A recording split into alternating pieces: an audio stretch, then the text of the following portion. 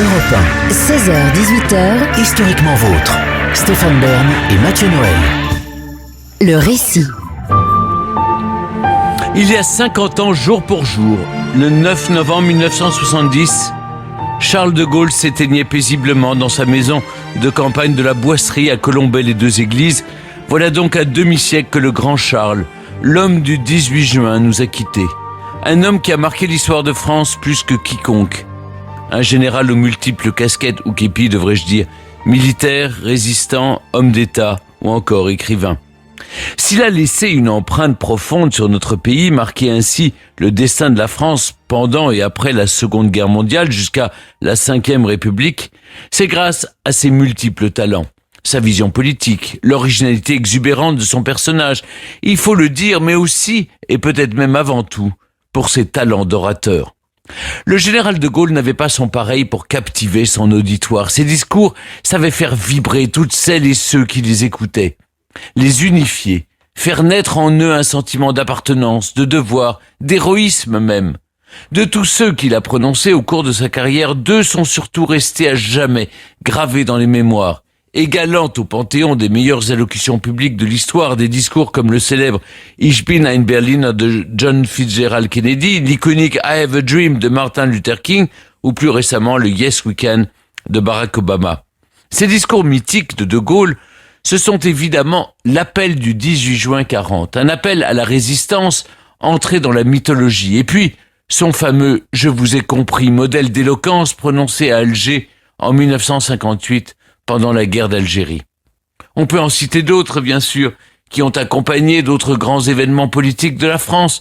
Son discours radiodiffusé du 8 mai 1945, celui de la victoire contre les Allemands, et se prononcer plus tard en tant que président de la Ve République, commençant par le fameux Français, comme le 18 octobre 1962, pour proposer aux Français un référendum sur l'élection du président au suffrage universel. Ou après les événements de mai 68, pour annoncer la dissolution de l'Assemblée nationale. Mais attardons-nous sur ceux qui sont entrés dans la légende, l'appel du 18 juin et le « Je vous ai compris » donc. Parce que ce sont les plus célèbres, mais aussi parce qu'ils nous offrent l'opportunité d'apprécier les talents d'orateur de Gaulle, sous 2 angles différents. L'un radiophonique, l'autre télévisé, devant la foule. Retour d'abord en juin 40. En ce mois de printemps, la situation en France est critique. C'est la débâcle militaire. L'Allemagne envahit la France. Le 14 juin, les troupes d'Hitler défilent dans les rues de Paris. Le gouvernement français, qui a fui la capitale, tente un accord de la dernière chance avec la Grande-Bretagne. Le 16 juin, le général de Gaulle, alors tout juste nommé au poste de sous-secrétaire à la défense nationale et à la guerre, est envoyé à Londres négocier des renforts militaires. Mais alors que Sir Winston Churchill vient d'accepter l'idée d'une union franco-britannique, le gouvernement français change de main. Le même jour, le maréchal Pétain est nommé à la tête du Conseil. Il veut livrer par l'armistice la France aux Allemands. Charles de Gaulle, opposé à cette idée, décide de repartir pour Londres. De là, il veut poursuivre les combats, et cette bataille se jouera d'abord sur les ondes de la BBC. Ce que nous venons d'entendre, ce n'est pas l'appel du 18 juin, parce qu'il n'a pas été enregistré. C'est celui qui a été diffusé 4 jours plus tard. De Gaulle a réitéré plusieurs fois son appel entre le 18 juin et le 2 juillet. Toutefois, l'extrait que l'on vient d'entendre est assez similaire dans le fond et dans la forme au texte de l'appel initial du 18 juin. Si je peux me permettre, Stéphane, je trouve que le rythme est très lent dans ce discours. En effet, Mathieu, vous avez raison. C'est l'une des marques de fabrique du général de Gaulle dans ses discours. Il prend son temps. Il n'a pas peur de marquer des pauses, de laisser au public le temps d'assimiler ses paroles. Si vous l'avez remarqué, ce n'est pas par hasard. Quand on travaille à la radio, on sait l'importance du rythme. D'ailleurs, cet aspect radiophonique est très important ici. Avec ce discours, nous entrons dans un nouvel âge. Un âge où l'orateur ne s'adresse plus à une foule, mais à des millions de personnes et où il est invisible. C'est donc par le seul son de sa voix, une voix vibrante et insoumise, que de Gaulle a réussi l'exploit de rallier toute une génération de résistants. Une prouesse quand on y pense, que l'on doit aussi à l'utilisation de termes forts, honneur, devoir, asservissement, flamme de la résistance. Le retentissement sur le long terme fut énorme. On dit souvent que l'appel du 18 juin a été peu entendu en France. Peut-être est-ce vrai quand on parle du direct, mais il a en tout cas été largement repris dans les quotidiens régionaux des zones non occupées, à travers des tracts. C'est le top départ symbolique d'une propagande qui va s'étaler sur plusieurs mois et dont les répercussions seront gigantesques. Car c'est cette voix, celle que De Gaulle porte au nom des Français puis des forces françaises libres, qui va s'imposer auprès des Alliés. Un symbole d'espoir à un moment où la guerre paraissait perdue d'avance et dont le dénouement ultime sera la victoire contre les nazis. D'où sa phrase prophétique du 18 juin, la France a perdu une bataille, mais la France n'a pas perdu la guerre.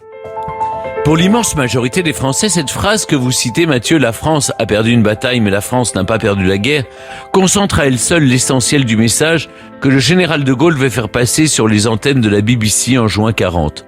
Pourtant, vous aurez beau chercher, vous ne l'entendrez jamais la prononcer, ne la trouverez jamais dans ses discours sur les ondes. Elle est tirée d'un texte plus tardif, un texte écrit que le général fait placarder dans les rues de Londres début août 40 et qui sera énormément repris durant toute la guerre. Faisons maintenant un saut de 18 ans dans le futur.